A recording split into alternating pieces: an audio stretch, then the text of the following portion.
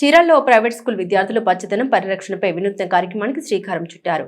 తల్లిదండ్రులు ఇచ్చిన పాకెట్ మనీని దాచుకుని మొక్కల్ని కొనుగోలు చేసి ఇంటింటికి వెళ్లి మొక్కల్ని పంపిణీ చేశారు. తొలుత స్కూల్ ఆవరణలో ఏర్పాటు చేసిన మొక్కల పంపిణీ కార్యక్రమాన్ని చీరాల శాసనసభ్యులు మద్దులూరి మాలకొండయ్య చేతుల మీదుగా ప్రారంభించారు.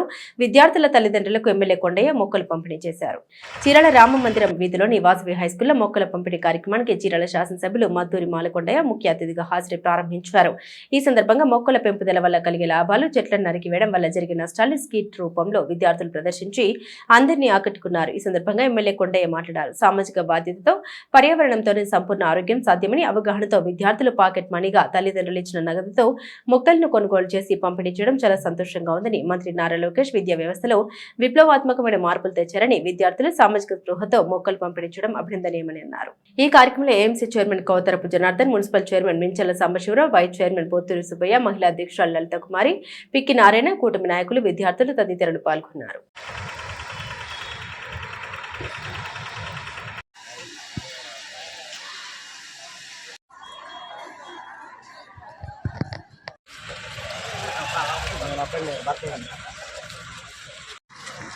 ఏం చేయట్లేదా?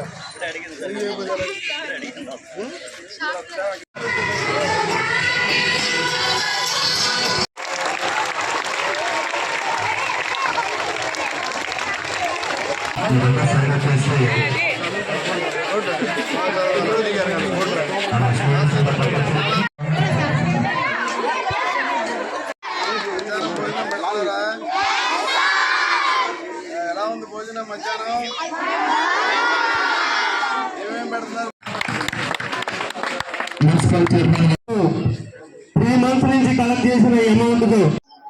పర్యావరణ పరిరక్షణ, సామాజిక స్పృహ అనేటువంటి కార్యక్రమాన్ని వాసవి హై స్కూల్లో పిల్లల చేత చేయించడం అనే దానికి ఈరోజు నాతో పాటు వచ్చినటువంటి మున్సిపల్ చైర్మన్, ఏఎంసీ చైర్మన్, అలాగే మున్సిపల్ వైస్ చైర్మన్, అలాగే ఈ యొక్క మురళి గారు, మిగతా వెంకట్రావు గారు, వీళ్ళందరూ కూడా నాతో పాటు రావడం జరిగింది.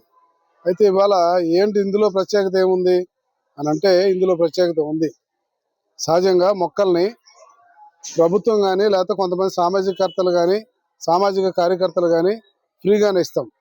కానీ ఇక్కడ వీళ్ళు ఈ స్కూల్ వాళ్ళు చేసినటువంటి కార్యక్రమం ఏంటంటే, పిల్లల ద్వారా ఒక్కొక్క రూపాయి, 2 రూపాయలు వాళ్ళు తల్లిదండ్రులు ఇచ్చిన డబ్బుల నుంచి దాచిపెట్టుకొని మొక్కల్ని పర్చేజ్ చేసి ఆ మొక్కల్ని ఇక్కడ ఉన్నటువంటి టౌన్లో ఉన్న చాలా ఇళ్ళకి ఇవ్వాలనేది ఒక సంకల్పం.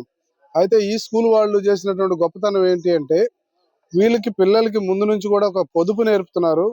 పర్యావరణ పరిరక్షణ ఎలా ఉండాలో తెలియజేస్తున్నారు. ఒక చక్కటి నాటికను కూడా చూపించారు. చెట్లని నరకకూడదు, ప్రభుత్వం ఏ రకమైనటువంటి ఈ యొక్క ఫారెస్ట్ డిపార్ట్మెంట్కి ఏ రకమైన చట్టం ఉంటుందో ఆ చట్టాన్ని కూడా తెలియజేశారు. ఇక్కడ ఉన్నటువంటి ఉపాధ్యాయులు కానీ, మరి కొంతమంది పెద్ద స్టూడెంట్స్, పెద్ద పిల్లలు కూడా వీళ్ళందరూ ఉన్నారు, 10th క్లాస్ వాళ్ళందరూ కలిసి ఒక మంచి కార్యక్రమాన్ని తీసుకొచ్చారు. ఇవాళ ప్రభుత్వమే అన్ని పనులు చేయలేదు, యాజమాన్యం కూడా ఇలాంటి కార్యక్రమాలు చేయడం చాలా సంతోషం. అట్లాగే ఈ స్కూల్లో చాలా తక్కువ ఫీజులు కూడా ఉన్నాయి. ఆ ఫీజులతో ఈ స్కూల్ నడపడం కూడా కొద్దిగా కష్టమే. అయినప్పటికీ ఇంకా కొంతమంది ఇప్పుడు ఒక తల్లి వచ్చి మాట్లాడింది, మా పిల్లలకి ఫీజు కూడా తీసుకోవట్లేదండి, ఇట్లా కొంతమందికి వాళ్ళు తీసుకోలేదన్నారు. దాదాపు ఒక 20-25 మందికి వీళ్ళు ఫ్రీగా కూడా పిల్లలకి చదువు చెప్తున్నారు. ఇది సామాజిక పరంగా వాళ్ళకి ఒక సమాజం పట్ల ఒక భద్రత పట్ల వాళ్ళకు ఉన్నటువంటి అభిమానం అని చెప్పేసి ఈ సందర్భంగా తెలియజేస్తున్నా.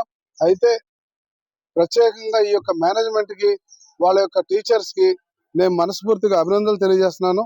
పిల్లలు కూడా మంచిగా చదువుతున్నారు, మంచి ఉత్తీర్ణత ఉంది అని చెప్పేసి నాకు కూడా తెలియజేశారు.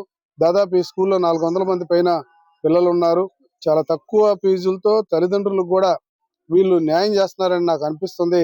ఒక శాసనసభ సభ్యుడిగా చీరాల్లో ఉన్నటువంటి ఇలాంటి స్కూల్స్ అన్ని కూడా అభివృద్ధి జరగాలి, చాలా మంది పేద ప్రజలకి వాళ్ళు అండగా ఉండాలని చెప్పేసి భావిస్తున్నాను.